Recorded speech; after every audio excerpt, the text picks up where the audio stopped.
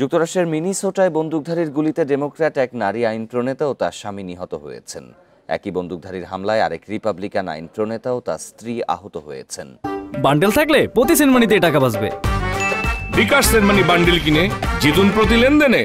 এই ঘটনাকে রাজনৈতিক উদ্দেশ্য প্রণোদিত বলে মন্তব্য করেছেন মিনিসোটার গভর্নর টিম ওয়ালস। আর মার্কিন প্রেসিডেন্ট ডোনাল্ড ট্রাম্প বলেছেন, আইন প্রণেতাদের উদ্দেশ্যমূলকভাবে লক্ষ্য করে হামলা চালানো হয়েছে বলেই মনে হচ্ছে। বন্দুকধারী পুলিশের পোশাকে ছিলেন বলে জানিয়েছে রয়টার্স। নিহত আইন প্রণেতার নাম মেলিসা হার্টম্যান, যিনি মিনিসোটার সাবেক স্পিকার। মিনিয়াপলিসে নিজ বাড়িতে গুলিবিদ্ধ হন তিনি এবং তার স্বামী নিহত হন। আহত আরেক সিনেটর জন হফম্যান ও তার স্ত্রীকে গুলিবিদ্ধ অবস্থায় ভর্তি করা হয়েছে হাসপাতালে। বন্দুকধারীকে ধরতে অভিযান চালাচ্ছে পুলিশ।